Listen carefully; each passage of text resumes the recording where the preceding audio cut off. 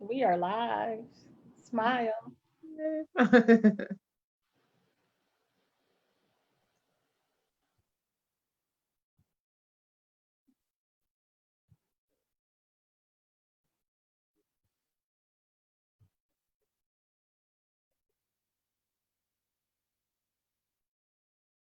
We are live. We are live. We are live.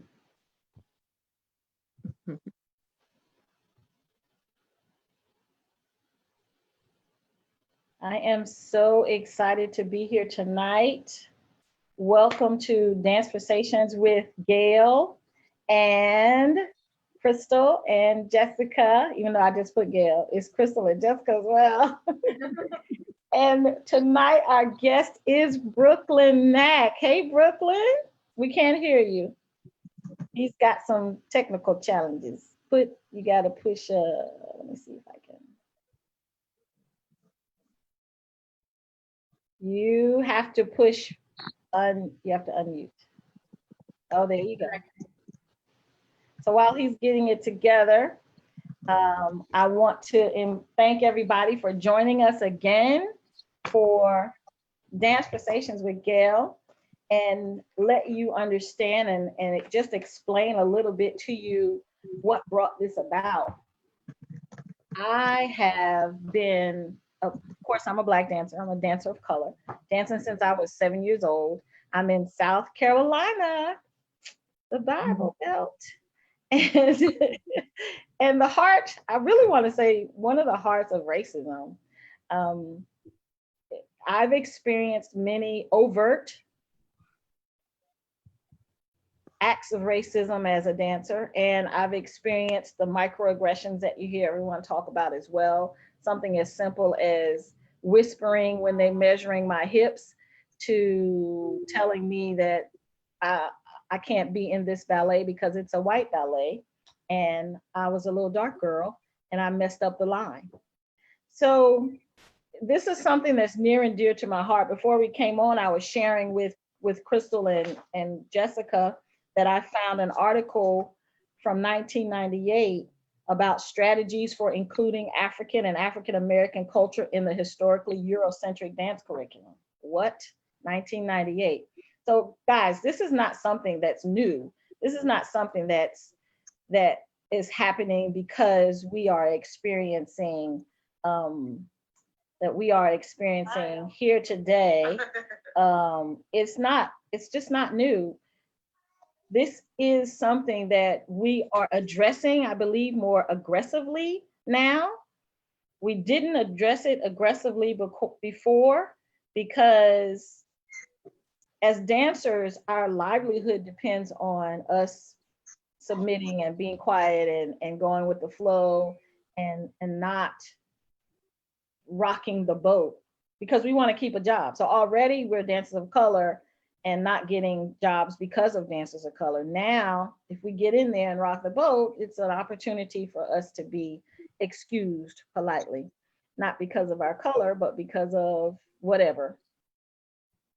So, with that being said, these conversations that we've been having the last 6 weeks have really I've received emails and texts about how they really appreciate what we're doing and how we're talking and the different people we're talking to, the different people that are sharing their story, and not just sharing their stories, but also let's talk about what can be done, how we can eliminate this thing. If not eliminate it, at least address it and address it with confidence that we won't be kicked out or booted out or silenced. That's even worse. I think worse than being booted out is being silenced and still demanding that we dance to our optimum or perform to our optimum.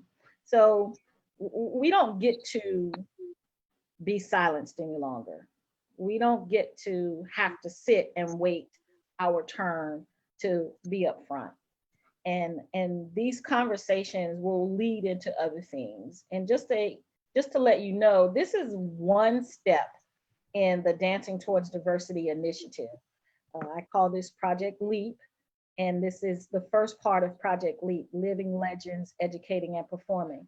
So now you're listening to people who are in the dance world. They are experiencing or have experienced racism, microaggressions, systemic issues around the color of their skin. And we will not tolerate it any longer. So this is, like I said, step one.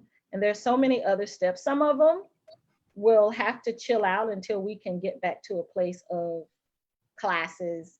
And because that's in the mix as well, to have classes, to not just be in a building and want people to come, but to seek out dancers of color, to go into the community where they are dancing in the street and be like, hey, come on, let's do this thing together. Let me show you what you can do with the talent that you have. The dancers in the rough, I call them the diamonds in the rough, that are just waiting to be discovered. But we can't just sit back and wait to discover them. We have to go out and discover them. So tonight we have with us a wonderful, awesome, I'm excited that Brooklyn is here tonight with us. Brooklyn Mack, and he is from South Carolina. Now, Brooklyn, we got you on 2 screens. So you gonna choose or what? I wasn't sure if y'all can see me on the computer screen or not. So We can see you on your phone, and but I don't know if we can hear you on the computer. Which one? I'm gonna go ahead and close it. Okay. Yes. You gotta turn it off though, Brooklyn. Because we can still see 2 screens. Apologize. It's all right. It's all right. I've only done working this Zoom thing out. Yeah, I've done it for my boys' ballet class. But all right. I hear you from your phone. Yeah, we're not hearing you from your laptop. Right. There you go. Closed, right? Yes. All right, good. It's off. It's off. So, hi, Brooklyn. Hey, how you? How are you doing? I'm doing all right. How about y'all? Doing great, doing great. I was just looking back at some pictures that we have of you when you danced at my studio concert, which has been several years ago, but just in some of the video as well. And I was so excited that you joined us then, because that really kind of solidified even what we want, what we're doing today, because you don't know how excited the kids were to see you, because you were in the zone, you were in getting prepared to perform, but they were like, oh, good. And I had made them, know that you were an international performer, and they were so excited to see you and just to actually be close and near you. And that's part of what the Living Legends Educating and Performing is. So they can touch you and be like, he is real. He's not just a video. It's really important. Representation is so very important. I never forget the feeling that I had the first time I actually saw a dancer of color, a black dancer, male dancer. Even dancing on video, I remember the first time I saw, I was like, wow, because up until that point, I had only seen in history books just Arthur Mitchell. That was it. Yeah. And when I finally started seeing some videos of Dance Theater of Harlem, and then later Carlos Acosta, then I was like, wow, it's real, Yeah. And yeah, it provided a lot of extra inspiration. I mean, I was hard-headed and really hungry anyway. I wasn't gonna be told no, but it definitely helped to spur me on. I'm so glad that you agreed to come on tonight, and I want you to, before we even get started about just racism itself, kind of tell us how you started dancing. Take us from the beginning to up to where you are now. All right. Well, the beginning. I started when I was about 12 and a half. My school took a field trip to see a ballet gala Life Chance, which still goes on to this day. It's a charity gala, and I want to say that it was benefiting like a children's hospital, but for children with either with cancer or with AIDS. I can't remember if it was going to St. Jude's or it was the AIDS Foundation that time, but it was a good cause, and my school took a field trip to see it.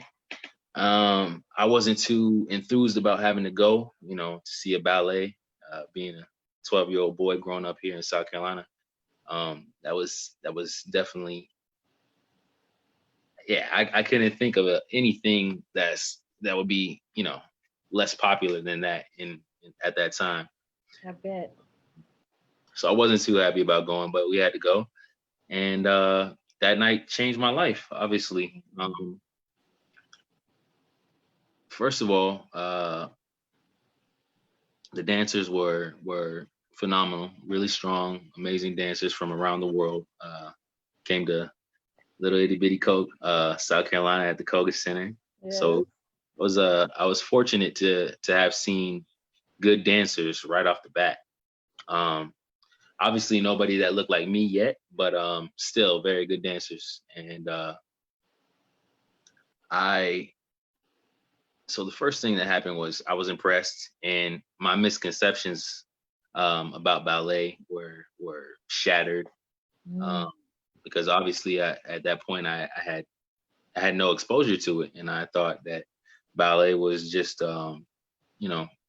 for, as far as boys go, is for sissies, and otherwise it's pretty much a thing that girls do. And that was obviously just based on like stupid things, stupid satire that you would see on TV with like, a fat guy with his hands like this on his head, like, and also just, social interactions, people, young boys, we were taught, it was indoctrinated that, that's what ballet was, that it was for, weak guys or girls. So anyway, that went out the window as soon as I started seeing, what it actually was. And it went a bit further than that, because I had really wanted to play football growing up, American football. Well, actually, I don't have to make that distinction here. I'm used to doing so many interviews like internationally, but I have to like clarify. I'm not talking about soccer. I'm talking about football. But yeah, so I'd always wanted to play football on a football team, but I went to a small private school growing up, and we didn't have any team. So anytime I played any sport, it was always for another school's team, or I played rec. And but when it came to football, my mom always had some excuse why she couldn't take me to the tryouts. And after about the third or fourth time, I realized that she didn't want me playing football. Oh. She didn't say that outright, but it 1 and 1 was 2. So, while fast forward back to me watching this ballet gala, and a light bulb goes off in my mind, because I recalled a football documentary that I'd seen years ago when I was probably 7 or 8. And at one point in that documentary, I remembered that they had coaches and even players talking about ballet. Now, back at that time, it didn't make any sense to me why football players would have any kind of interest in ballet. And so it basically just went to the recesses of my mind. But upon seeing this show, I recalled that, and came up with the idea that I took to my mom, the proposition, if you will. And I told her, I said, Mom, if you'll really, like, for real, take me to football tryouts, I will be willing to take ballet lessons. And my idea behind that was that she would see how incredibly serious I was about playing football, because I was willing to do something as degrading and embarrassing in order to play it. So, yeah, I felt like she would have to be moved by that level of resolve and actually take me. And basically, my mom looked at me like I was crazy, and she said this really weird look on her face. I can't even describe it, but her eyes were big, and she just looked at me, yeah, kind of like off. And the place that I was in my mind, I'm just like, oh Lord, is my mom thinking that I'm some kind of sissy now, or what? What's going on through her mind? She didn't say nothing. She just said, okay. And I was like, all right, well, whatever she's thinking, I don't care as long as I get to play football. Um, and little did I know, my mom immediately set out looking for ballet schools. I think she spent maybe a week, or I think it was about a week. She spent we didn't have like Google or nothing like that back then. So she was like yellow pages and driving around within a 1 hour radius looking for schools and going in, checking them out and asking questions and watching bits of class. And finally, she settled on Pavlovich Dance School with Rudenko Pavlovich. And yeah, she brought me in there about a week later. And that's how it began. Yes. So keep going. Tell us Oh, more. all right. Well, all right. So yeah, we go into Pavlovich Dance School, and within a few seconds, this little um, Yugoslavian, and I didn't know he was from Yugoslavia at the moment, but I would later find out, greeted us within a few seconds, and he said in quite a snooty way, kind of like a, "What are you doing here? You don't really, did you walk into the wrong place?" kind of way. He said, "Can I help you?" And my mom said, "Yeah, I would like you to consider my son for a scholarship." And he was like, I like your mama. I'm gonna have to get her on. he If you clearly, watching, Lakeisha, you coming on here.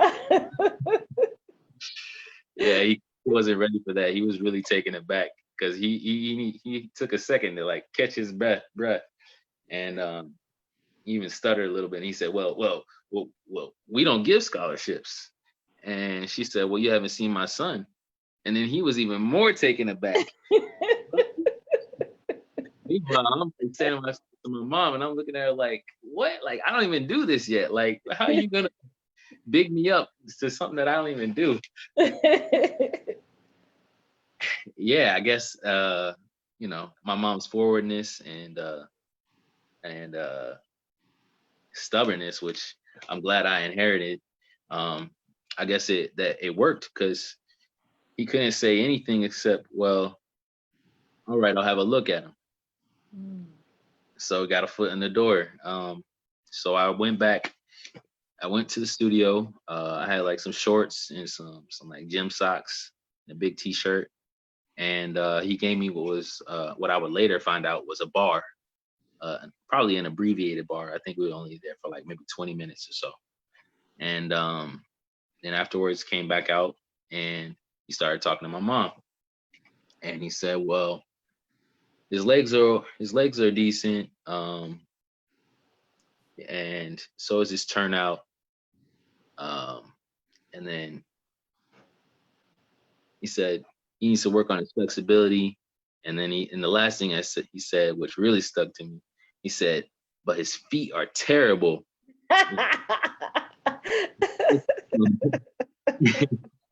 I'm sorry. Don't make me laugh so loud, Brooklyn. No, it was bad. He was like, "His feet are terrible."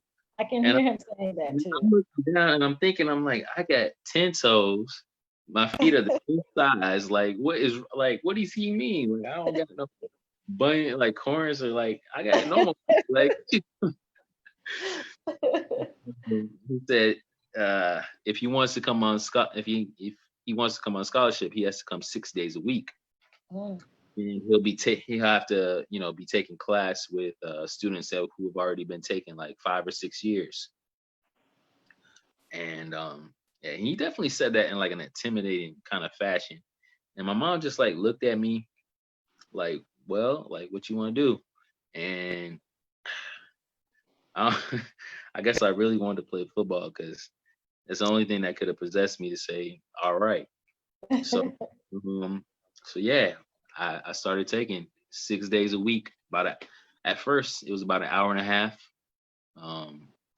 class a day, and then extra classes started getting added, and then started having to take some classes on Saturdays, and then rehearsals started happening after some months, and it was taking up more and more of my time before I knew it. And uh yeah, before I knew it, like month turned into 6 months, 6 months turned into a year turned into 2 years. And then crossroads happened when I ended up getting a scholarship to the Kirov Academy of Ballet. Mm. Then I realized, like, wow, like this, I'm almost doing this 2 years. Like, why am I still doing this? I thought I was gonna play football. When I got the scholarship, I really realized that I had to make a decision, whether I was gonna go after this seriously or, just go back to what my original objective was. But it wasn't really a decision at that point, because whether I knew it or not, I had already fallen in love with it. Mm. Yeah, so that's the origins. So Although I did leave out, at the beginning when I agreed to do it, I thought that I was going to do it maybe 1 or 2 months, mhm. master it, and then I wash my hands of it and just play football. Because I mean, I was kind of arrogant like that, because I was really good at everything, Oh. especially, I mean, anything that I actually put my mind to, whether it was school or something physical, karate, soccer, basketball, like, and football. I play football, like backyard football. We would organize games sometimes with you know, kids that were actually on football teams and like junior varsity and stuff, and I would tear them all up. So I was like, this ballet thing got to be way easier than football and everything else. So I'm gonna kill this in like a couple months, and then I can go on. Little did I know, it was obviously, uh, and to this day, still obviously the hardest thing that I've ever partaken in, and it's exponentially harder than football was for me. So Yeah. there you go. Yeah, we're Leo people. You're talking to two other Leos over here, so we understand. No, no, no. Know about that determination and focus on that thing. Well, so tell us, you did you accept the scholarship to Kirov? Yes, I did. Uh, yeah, I mean, I started thinking about it when came to that crossroads. Actually, the thing that really woke me up, besides the scholarship, was when one of my friends was asking me about a game that they were organizing, uh, which was going to be the following day, and asked me if I was going to come, and I said I got dance. He said, "Man, you always got dance. You always had." I said, "No, I'm not." And he said, "Yes, you are." And I thought about it, and I'm like, "Gosh, I am really there." Because, obviously, like I said, it started out an hour and a half at a time, and then, a lot of half the time by that time I was spending, anywhere from 3 to 4, sometimes 5 hours, sometimes even on the weekends. So it really had just like enveloped my life, and everything started kind of revolving around it. So yeah, I started thinking about it, and I realized that um well, maybe I did have, I mean, I knew I wasn't very like naturally talented at ballet, and that was like the first thing that I ever encountered that I wasn't naturally good at. Mm. I also knew that I had come a really long way in a really short period of time, based on the other kids that were in my class already taken for a long time, and based on just watching all the videos and comparing and seeing what I could do at that stage. And so again, the Leo in me and the yeah, that stubbornness in me wouldn't let me off the hook until I really you know felt that I had mastered it to some degree. And And ultimately, I'm still looking for that, but We're never satisfied. When are we ever satisfied, right? no, absolutely not. But I thought there was gonna come a point, but no, nope. So tell us some of the places that you have and companies you have performed with all over the world. Oh wow. Um, I've been. It's almost easier to think of where I haven't been so far around the world at this point. I've been a lot of places. I haven't been down to Australia yet. I haven't been to that continent. I haven't been to like Australia, New Zealand area. And there's I would say there's a good bit of Southeast Asia that I still need to do that I want to explore and see. But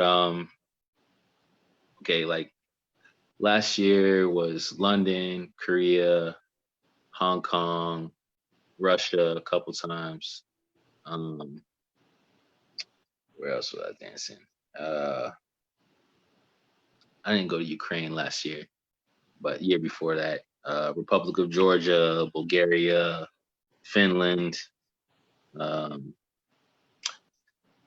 let's see, It just Venezuela. rolls off your tongue, you know. I've been everywhere. And I want people to hear that because they don't realize that dance can take you all over the world. Oh yeah, I mean it's given me some of the most amazing experiences I've ever had in my life, and some really humbling experiences. I mean, Ethiopia was especially humbling. Mm. Why is that? Um, well, it was humbling on different levels. One, it was really beautiful and gorgeous people, and then two, it was also humbling because I really got to see. I mean, I knew, but it was a reminder of how fortunate I am and we are. Um, you know, I mean, even with all these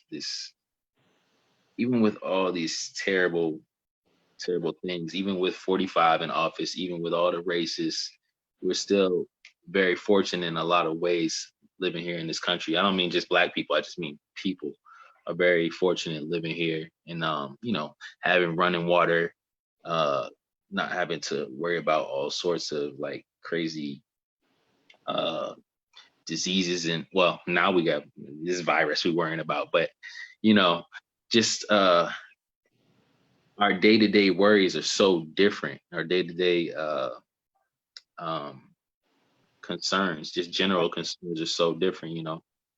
it's things that it's easy to take for granted.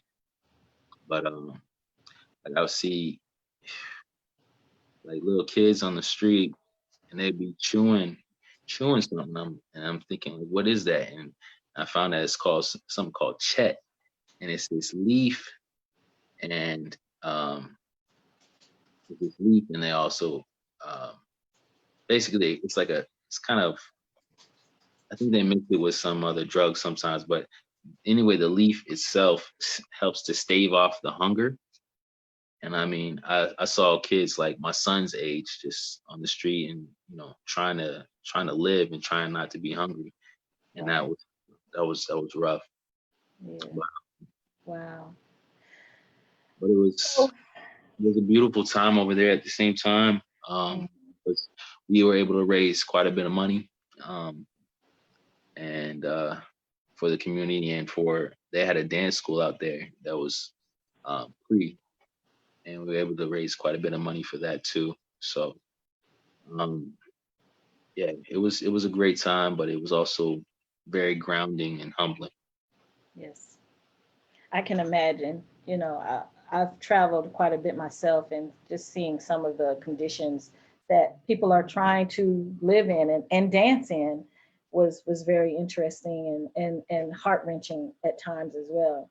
Yeah. I want to ask you, Crystal has a question for you, but before she comes, I want to ask you if you can remember the first time you experienced racism, or even if it was microaggression, but do you remember the first time that it stood out for you in dance?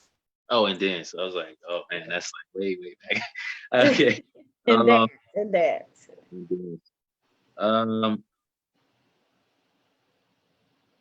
I mean, honestly, I would say day zero, day one.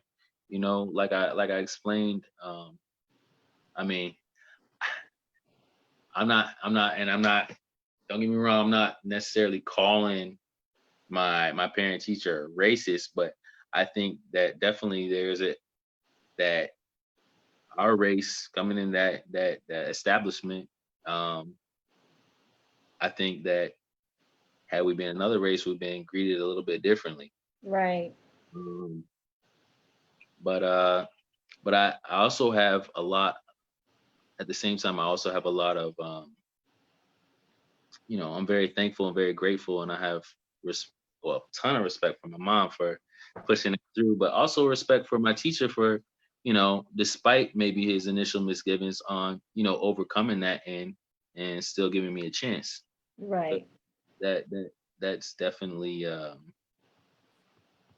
commendable too. So um yeah, but besides that, I would say the first like real nasty thing was probably hmm, I mean,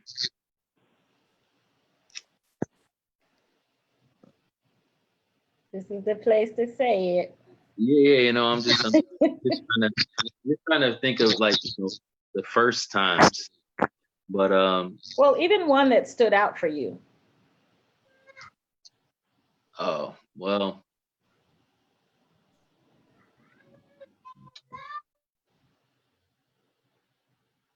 the ones that oof, I'll say I remember going to Youth America Grand Prix.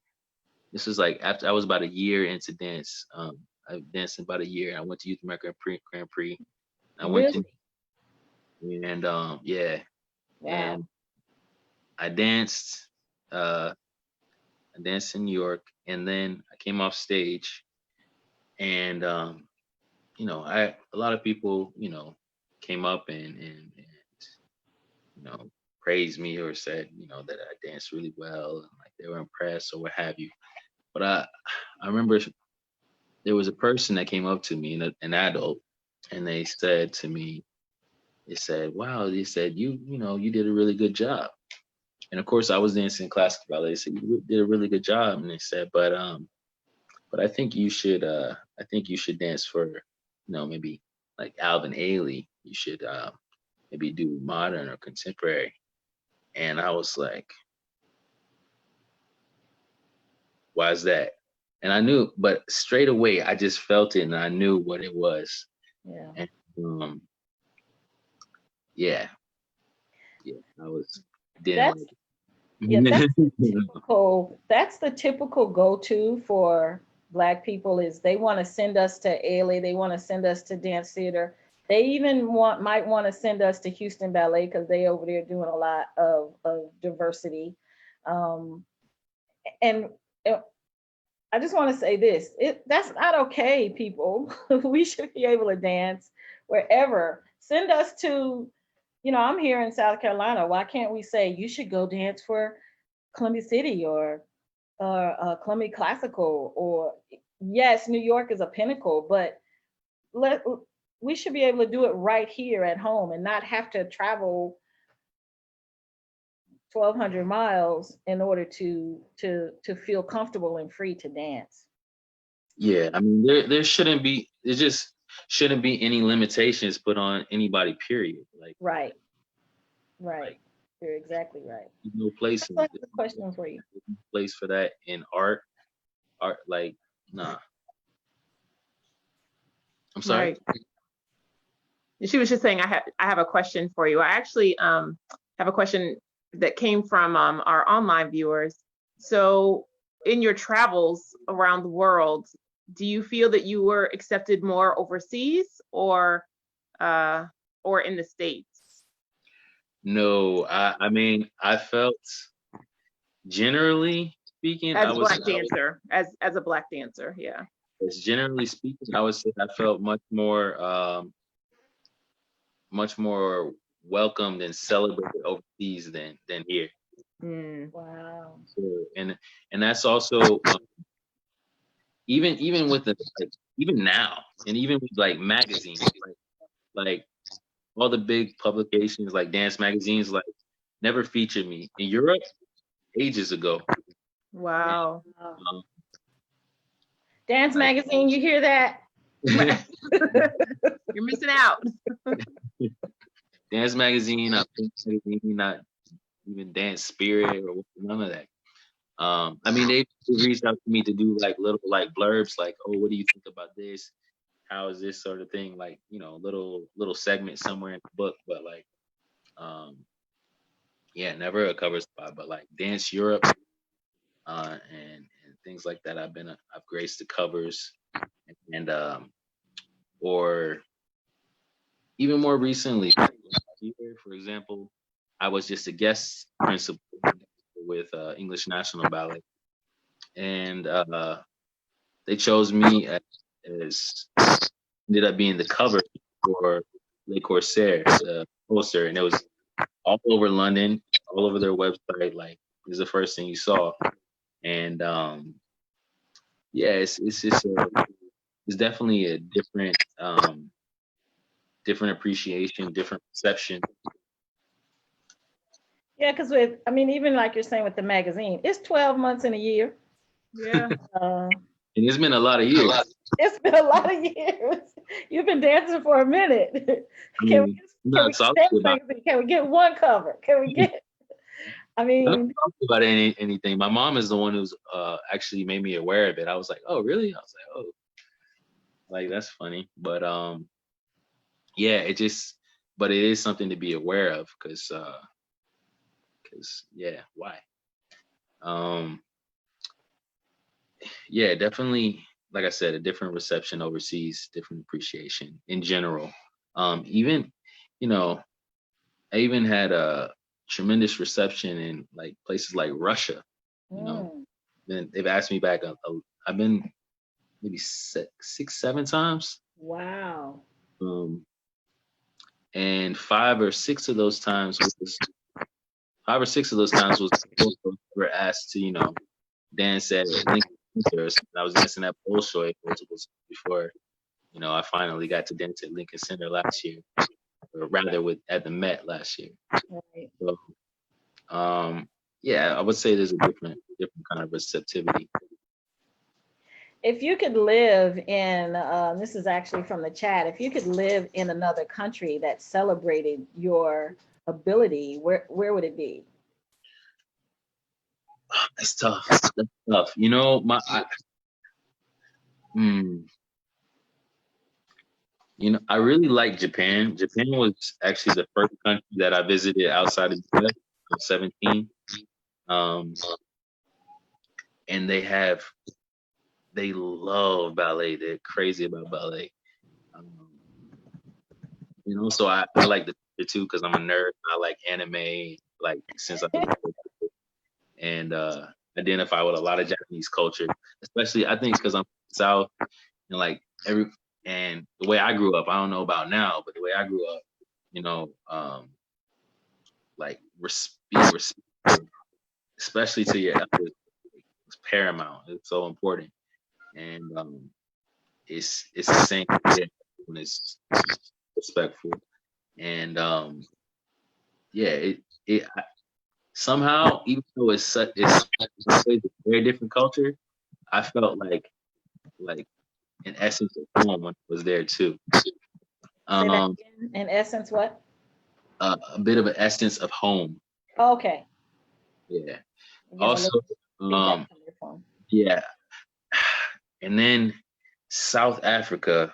Ooh, that going to South Africa and dancing there and just being in the country, like visiting Cape Point and like that was and is one of the most amazing experiences that I've had, and it felt incredible. They're two very different experiences. In South Africa, that was the first time in my life um, it was the first time in my life that I experienced true freedom, I would say. Really? Yes. Explain. And it wasn't even actually on my first trip. I think this was on my like second or third trip to South Africa. But it was because I think my first trip, I didn't actually like, I was taken around, like, transported, chauffeurs to a different place, but I didn't actually get to like walk around like aimlessly myself so much. But so yeah, I think it was like my second or third trip when I was more comfortable and I knew where I was going and stuff. And anyway, where we had the hotel situated, it was within walking distance, so we had to walk anyway. So I started doing more exploring, and I had this moment that I I came from the theater and I decided to stop at like this shopping mall. I went in the mall, I went in one of these stores, and then I went to another store. And I had a moment in the store and I was like, something feels funny, but like in a good way.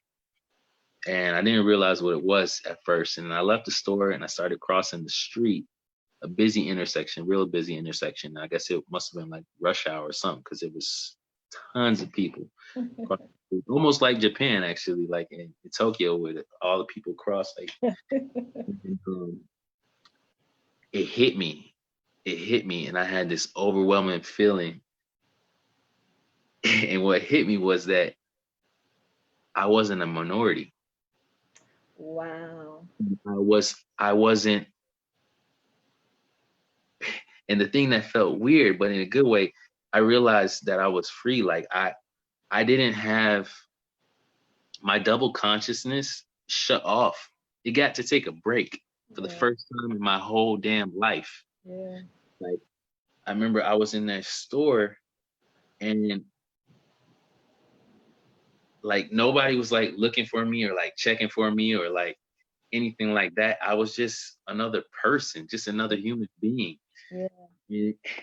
And I didn't have to like, not move too fast or act a certain way or like don't do this because it might scare the white folk. Like or like Wow. like I got to just be. Wow.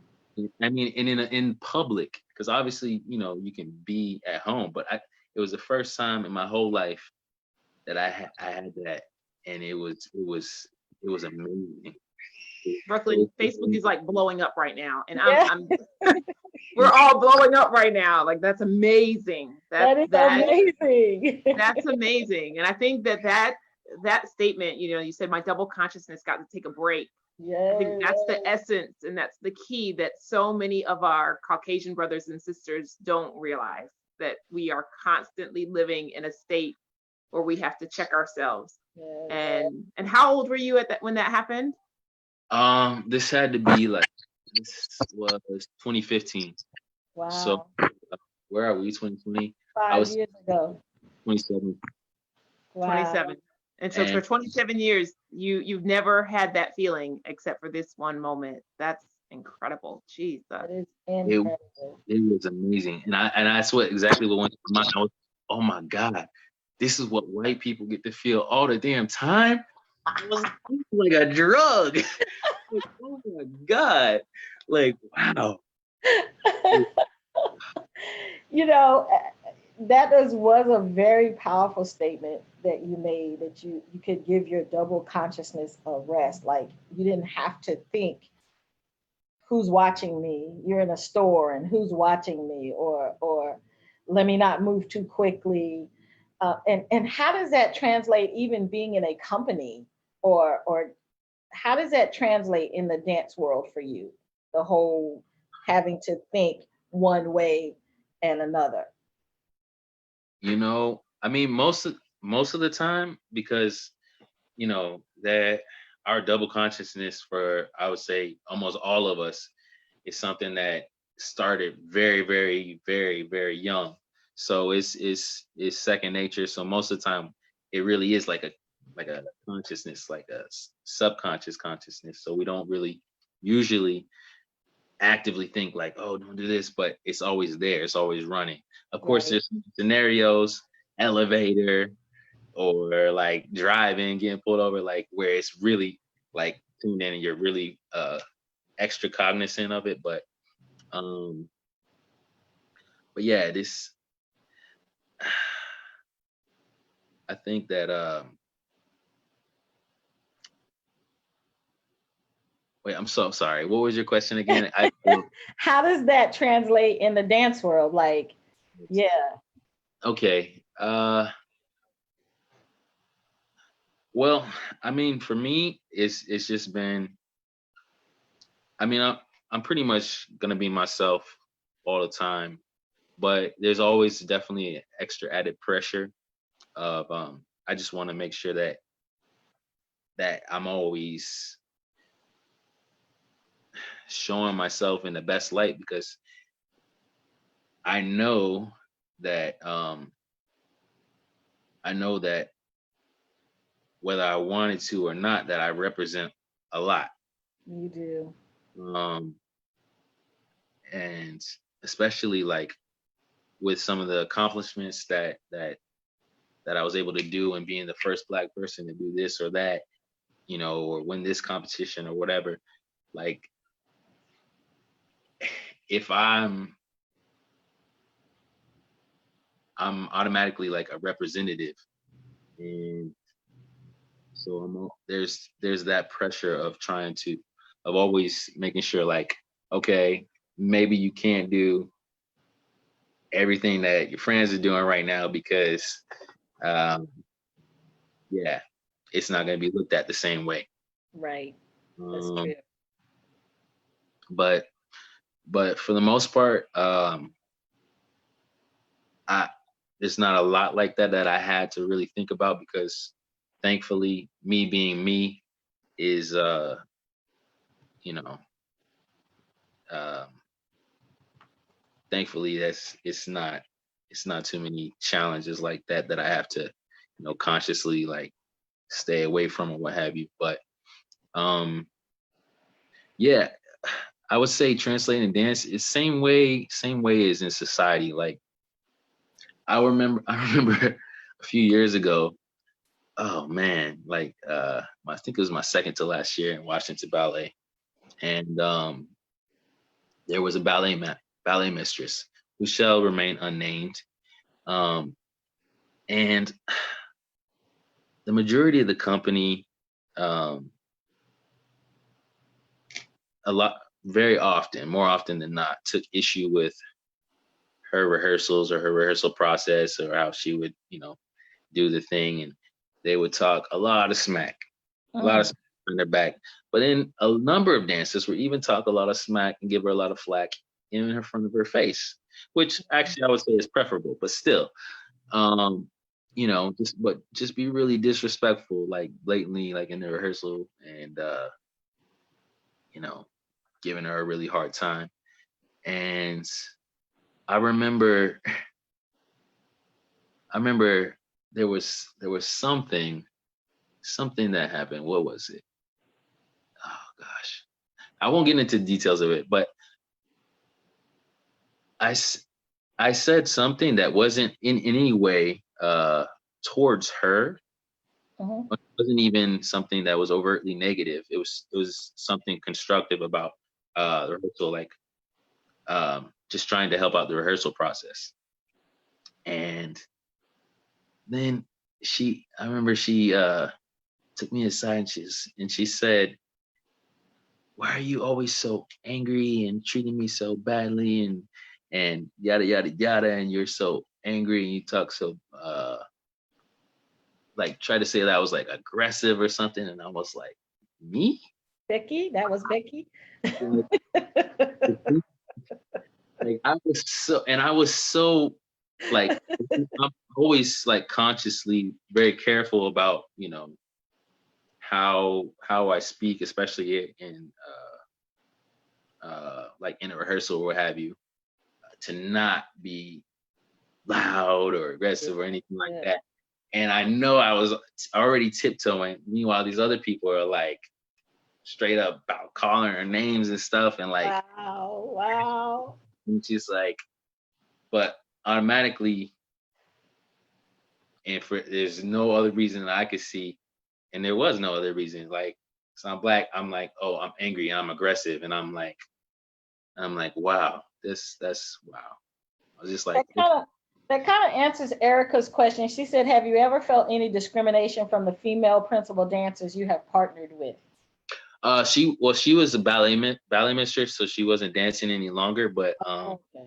yeah, it was like a really wow moment too, because I forget. On top of that, I defended her a number of times against those people. Like, hey, like that, like, but I was just like, okay, all right. Enough said. Female principal dancer, I would say no, not that I know of. It may have occurred, but not that I know of.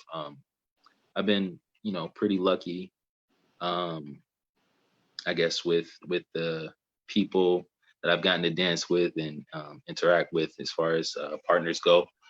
And that's a blessing. I think also, I mean, most, not to brag, but I'll say, the majority of the girls wanted to dance with me because oh yeah, not because it's like I'm like so great or whatever, but I know I'm a good partner. That much, yeah. very good, and so they're happy to dance with me, which was good. So no, I didn't experience anything like that. Yeah, you are absolutely a very conscientious partner. I can tell by just watching you how you are very conscious of taking care of your partner. So it's evident. Who doesn't want to dance with a partner like that? You know what I'm saying? So yeah. Yeah, I mean, Cheryl, huh? I said that's so important. Like, that's how I was brought up. I mean, that's how I saw it from day one, and also that's what I always appreciated, that when I would watch videos growing up, and absolutely, that's how it's supposed to be done. So that's how absolutely. I do it. And also, it goes in line with like what I was saying about respect, and I think that's how you show respect to your partner, by making them look the absolute best that they can, that you can help them to look. So that's what I strive to do every time. So Cheryl Fritz Brown says, will you be writing a book about your travels? Solely about my travels, I'm not sure, but I will be writing a book for sure. That's good to hear. About? I would say there'll probably be something more autobiographical in general. Which will, I'm sure, it has to include travels and various experiences with different companies, and just more of my story. So we have a couple of questions as well. I'm waiting. Jessica, do you have a question? And while she's waiting to come on, let me see. Joni says, I'm a true fan of Brooklyn's, and I love to see him perform the variation from Le Corsaire. I make a point to show the boys in my class clips of him dancing. When I taught in South Carolina, the boys wanted to attempt all the jumps Brooklyn did in the clips. Now that I'm in Texas, the mindset is different. The only boys who appreciate the dance are the ones who are vested in dance. What advice does he have to encourage young men of color to embrace the art form? I mean, I think the biggest thing is just experience, like getting to experience that. That's I think the most important thing. If they're able to see dancing at a high level, especially in person, and yeah, not everybody's gonna necessarily want to. Not everybody necessarily should. You should do what you're passionate about, what you love to do. But everybody should definitely have an introduction to it. well as other art forms is paramount important to humanity. That's why it's like it's part of that glue that connects us all over the world. Every culture has dance, music, theme, arts. Every culture has arts. As far as you want to go, every reach, every corner of the earth. So um, it's really important that we have those experiences, especially young. But also, I mean,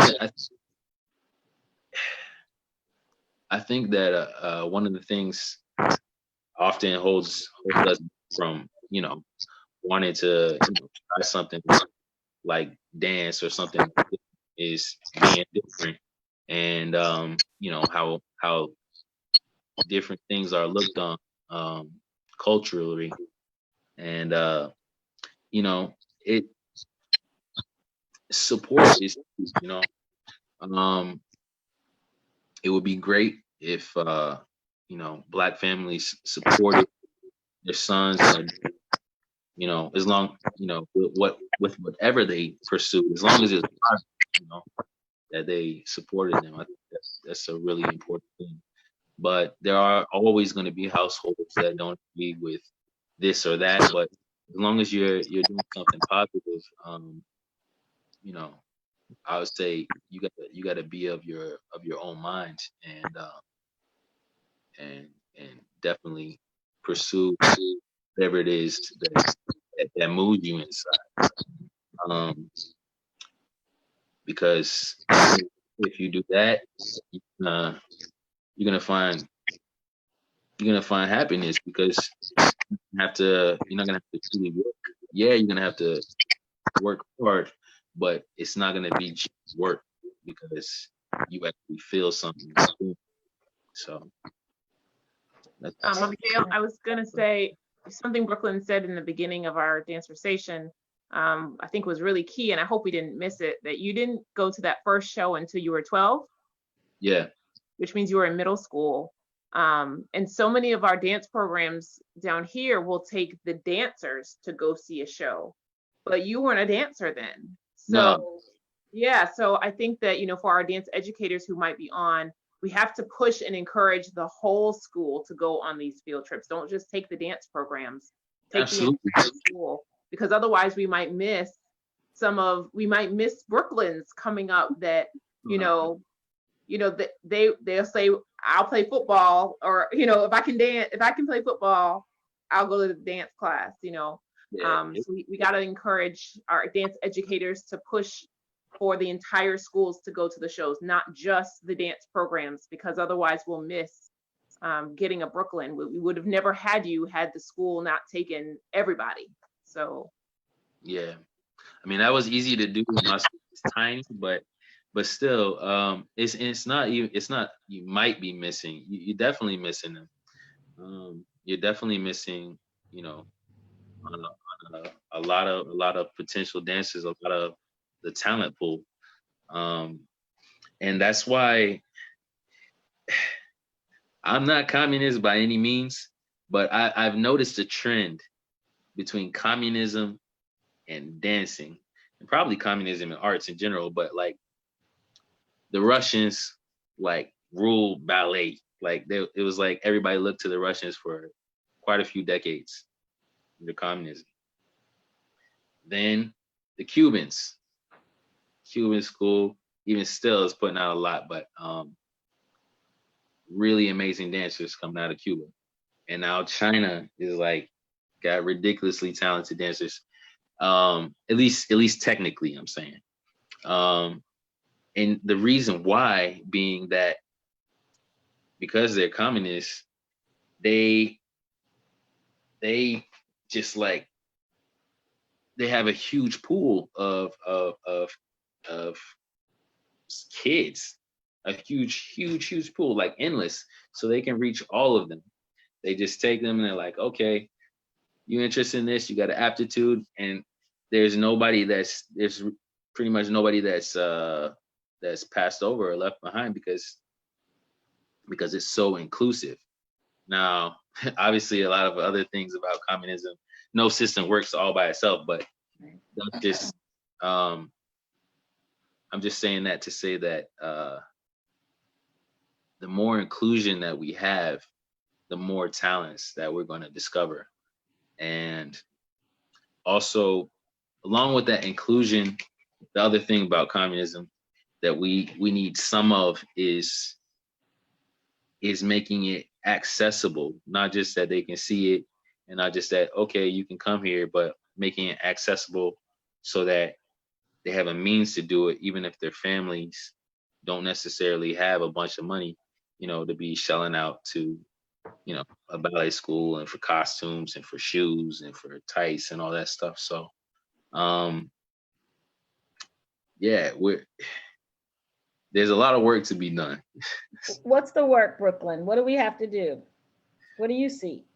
Well, that is what I see. I mean, finding ways to make, for me, it's about art. Like, my thrust is arts in general. I want to see lots of different art programs at all the schools and have them be actually just as accessible as, as it is to take a math lesson or have a science class. You know what I mean? So that's important.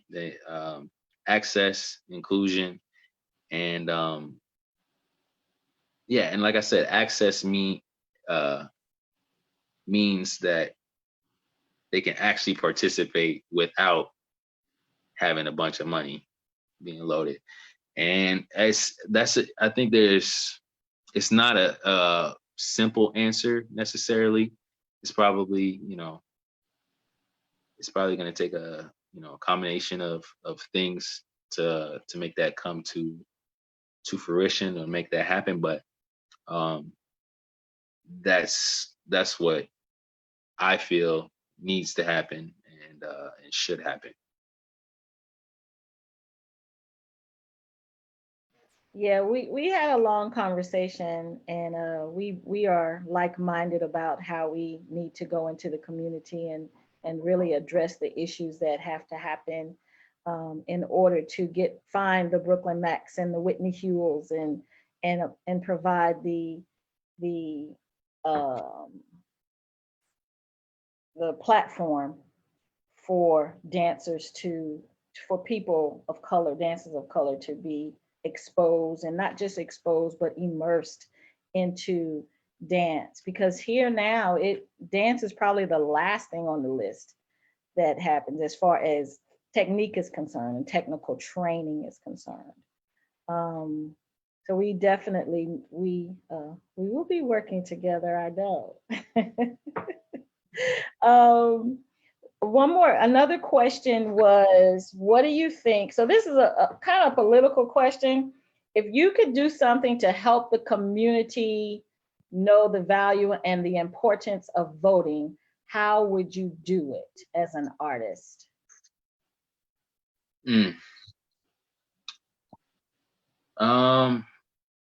I definitely don't think there's just one way, but if we talking about locally, I've been made aware just recently that it looks like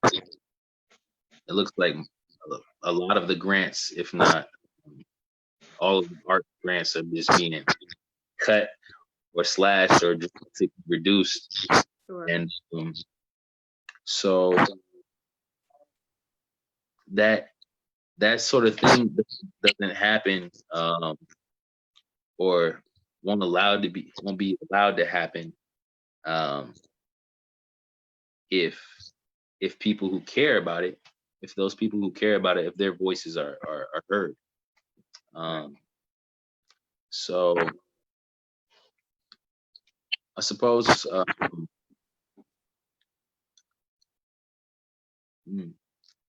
maybe making, it would be great to make a commercial. It would be fantastic to make a commercial showing, dancers, especially dancing and what they do, and also like myself, and speaking to um, the importance of having funding and maintaining funding, or probably increasing the funding, but definitely maintaining the funding Yes. for the arts here, because without it, I wouldn't have, I wouldn't be here. I mean, I would be existing, but I might be a football player. I wouldn't be Brooklyn Mack, the dancer. The So, dancer. um, We definitely have to keep those in office or put those in office who support the arts and not taking away the funding. So I could see a Brooklyn Mac dancing on the State House steps and doing a leap or something. I don't know. And really saying this is the place that you got to go to the voting booth, leaping from the steps to the voting booth and letting them understand that this is where it happens as well. It's so much more to dancing than putting on tights and slippers, but also keeping, like you said, the funding in it and making sure that people are aware that dancers can't exist if they're we don't have the funding to exist, you know. So that absolutely would be, we have to think about that, Brooklyn. How does that work? You're yeah, home now. yeah, I think that like a lot of people, a lot of times they think like, oh well, you know, there's dance in New York, or there's dance in this other big city, or what have you. But you know, and yeah, I dance all over the world, but I wouldn't have gotten I wouldn't have gotten the chance to even start had there Yeah. not been, a place for me to go here, and that impetus, that spark from that Yes. gal, you know. And we need you here. But thank Yeah, you. I mean, it's home, so it is home. be around. Um, Let me see. I'm trying to see if there are any other questions. I have a, Crystal, do you have any? I do. So who are your role models? Who do you look up to Oh, role from models. Dr. Um, Wanda? hmm, role models. Um, you, just in general about dance, or It could be in general and dance. hmm, well, dance. I mean, Carlos Acosta, of course, he inspired me a lot. Um, and it's an amazing dancer for me, the king of dancers, and uh, broke down a lot of barriers, especially a royal barrier. And uh, always looked up to Desmond Richardson, Mikhail Baryshnikov, um, who, Desmond is phenomenal. yeah, Desmond's absolutely phenomenal. Misha's phenomenal. I have a lot of respect for Misha because he's so far of his time, and he's somehow constantly, he's always evolving and reinventing himself. You know, I mean, Yes. after from going from Russia and then coming here and dancing with City Ballet, ABT, and then taking over ABT, and then retiring from dance, or retiring from ballet, but then starting to do contemporary and modern dance, Yeah. and then act well. And he did a few movies, like dance movies before, but then he was on Sex and the City, the main character. Like he kept like he keeps evolving, and now he's doing some other like shows. So I have a lot of respect. Like, um, but I mean, right now, like outside of dance, I just look to really anybody who's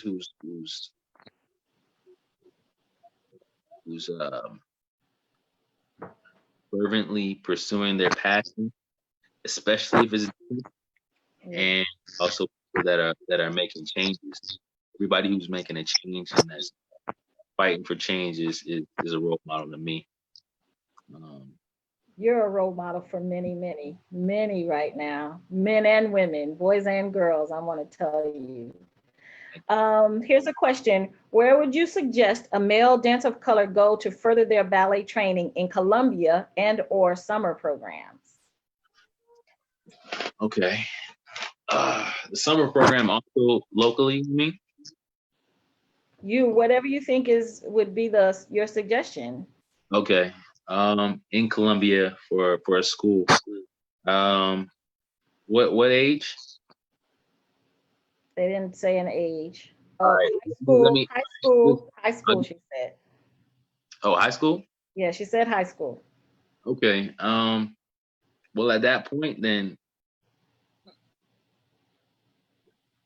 Wait, did we say ballet? Like what kind of dance? I'm sorry. So she said, where you suggest a male dancer of color go to further their ballet training in Colombia and or summer programs. They're in high school, but limited ballet training. Got you. All right. Well, right now there's a place that I'm gonna plug this place because I believe in what they're doing. It's called Southeastern Ballet School. Yeah, I've heard of them. They're over here in Northeast Columbia off of Fair. I know the owners and directors, and actually my mom just joined the board, or actually I think she's actually the president of the board now, but she just joined. And they've been doing really good work for well since they've opened, and it's been about 15 years or so. Wow. But they are great people. They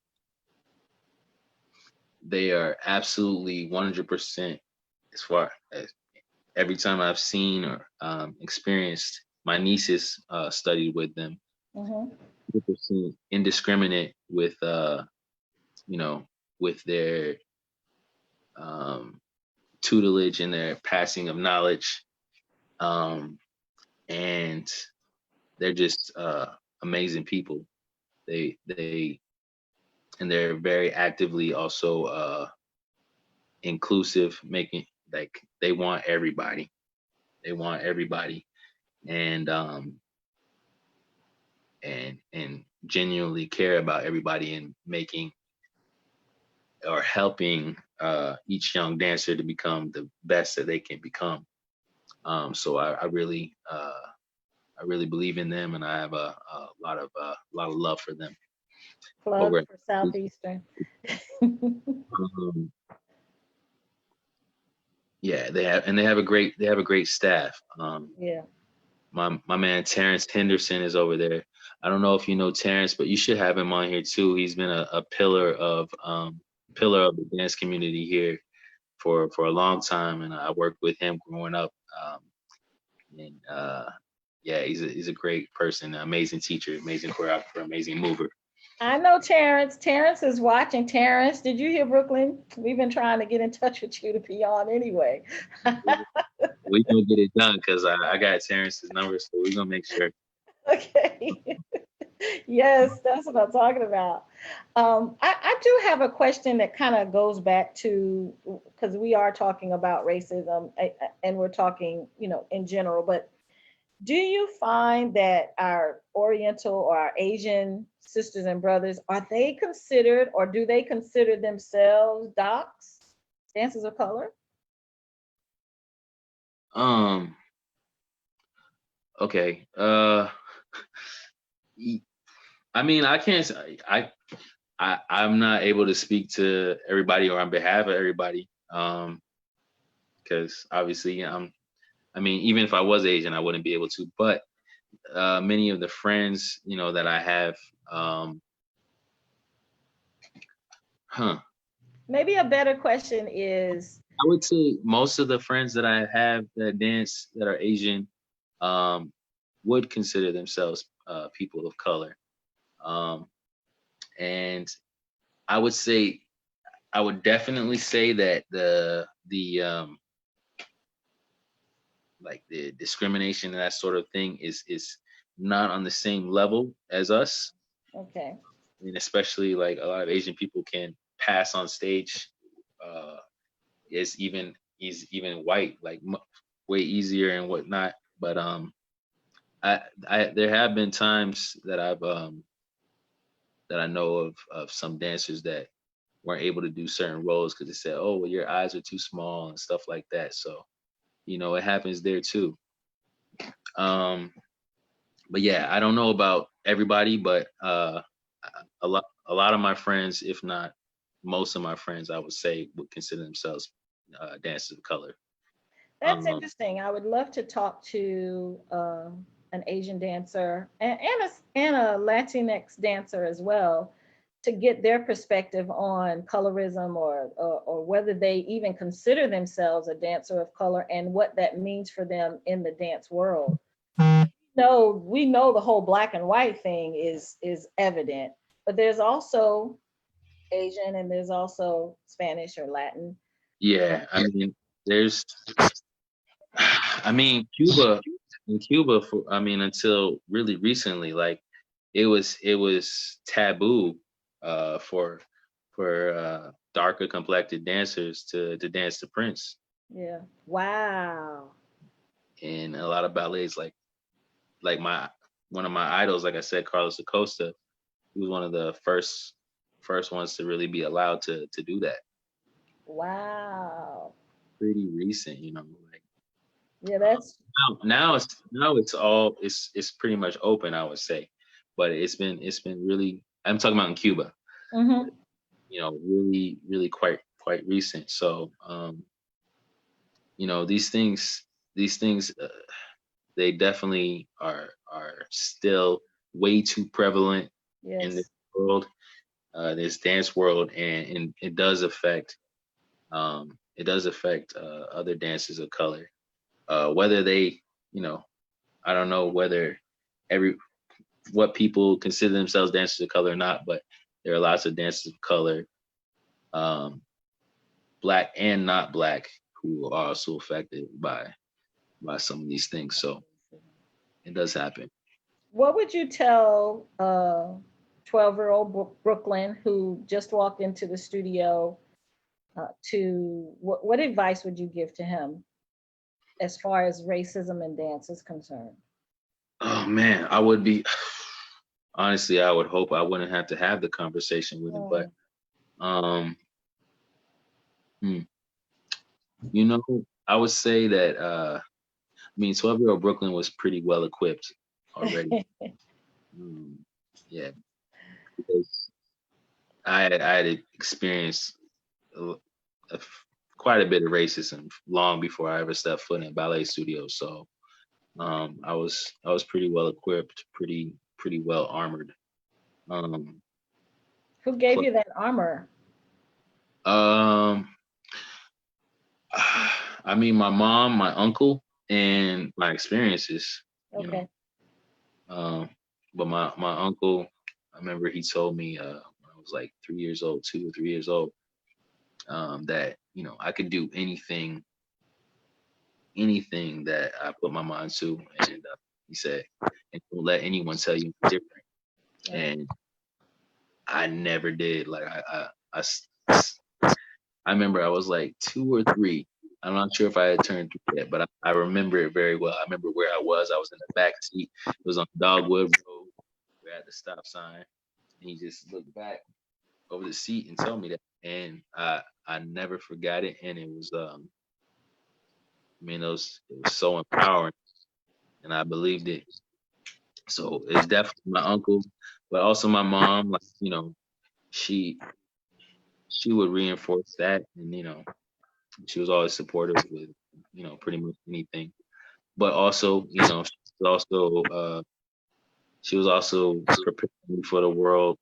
Since I was a little kid, telling me things that I needed to do or could do, even when I didn't understand. Um, like I remember my mom.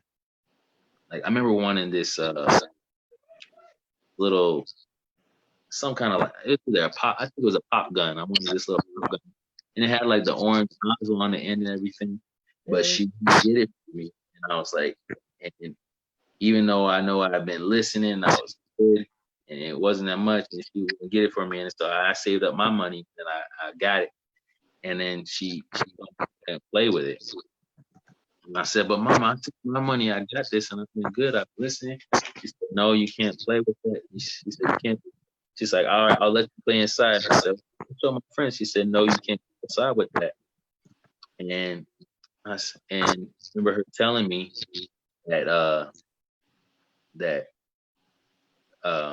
you know, a police officer would come and shoot me because I had something that looked like a gun in my hand. I said, well, it's orange.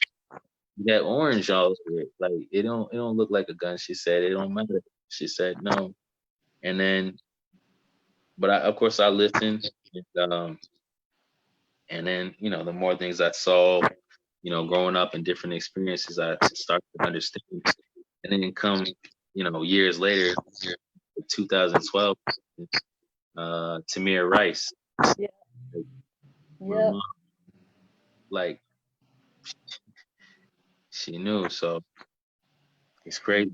We're armored from a young age, so there's not too much more that I would tell young Brooklyn as far as racism goes. 'Cause I think that each situation that occurred, that I handled it pretty well. Like I never let anything phase me. Not when you know, I was told that I would never dance classical ballet or anything. Like I was like, all right, it's just water off the back because I always knew what I was gonna do, and you know, they could talk to the cows from home, but it wasn't gonna change how I saw myself and where I saw myself going. Well, I that's think that's really something you could tell.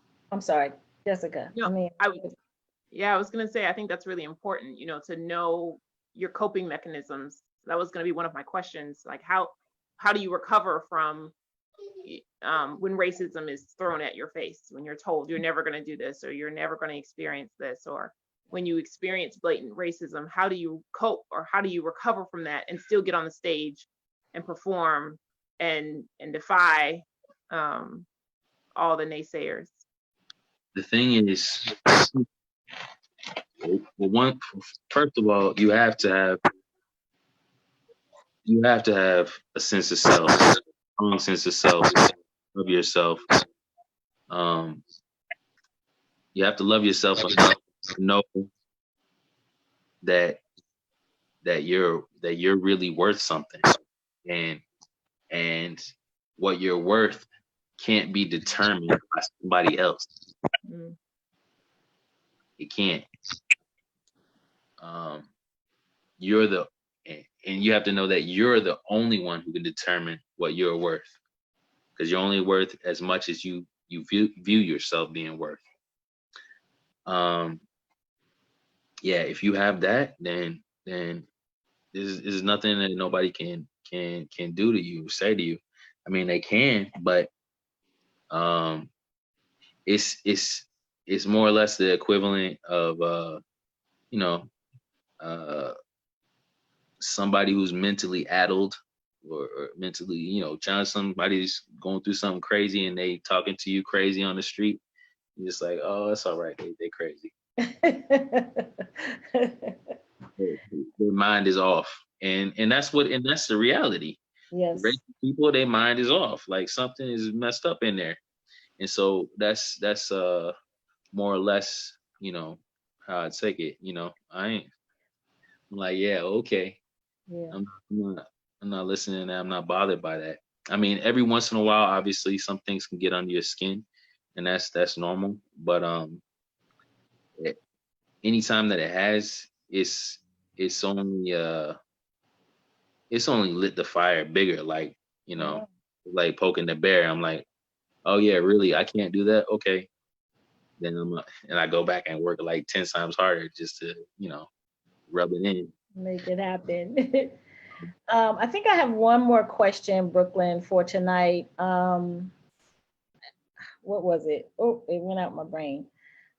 I really want to thank you for coming on. You don't know how important it is to have the male perspective. And there's the question. The question is, the male perspective as opposed to the female perspective, dancer of color. Do you see a difference in how guys are treated, black guys, as opposed to black girls?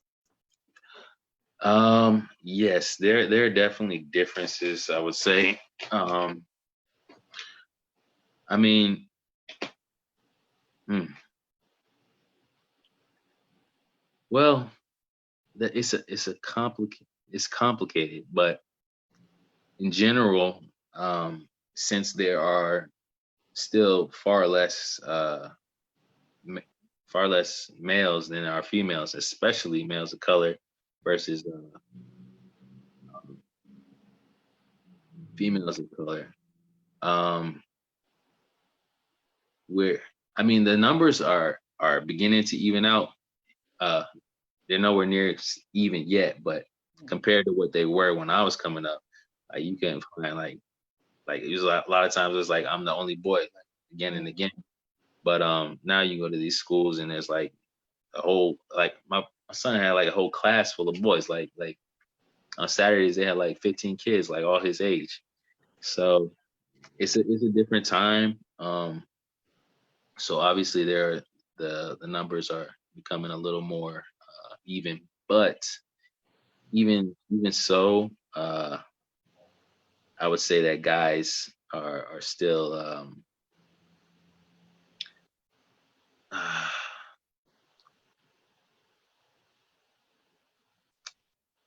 companies still usually need you know, guys more so because the pool of women is just so much bigger. Like Right. up to the auditions, there's like, you know, a sea of women, and you know, Right. maybe nowadays maybe there's like 30, 40 dudes, Yeah. but it's, you know, a couple hundred women. So Right. um they just have such a big pool to choose from in general, um when it comes to women. So I think that it's so much easier for a director to uh, view a female dancer as more expendable. All, Mm, I mean, for most directors are like we're expendable anyway. But like, oh, somebody will, I guess somebody will take their place or whatever.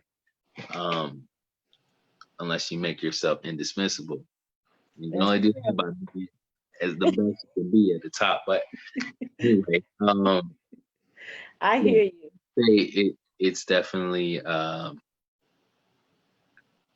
it's still a bit of a rougher battlefield as far as competition goes, with female dancers. Um, what else? I hear you, and I agree with you. I was told at one time that females are a dime a dozen, and we'll throw in a few more for no charge. So there's definitely more females out here than males are, and but we get to the place where nobody's expendable, that we celebrate male and female dancers regardless of the color. And I really want to encourage you to continue to blaze the path that blazing, and setting the example that you're setting for not just black boys, but black girls too, because you really are doing it. You're doing that thing, and we need to continue to see that. I know you're home right now, and getting some rest, but I know you'll be back on the stage very soon. We're all dealing with this COVID thing. Yes, all dealing with it. It can't last forever. That's what I want to say.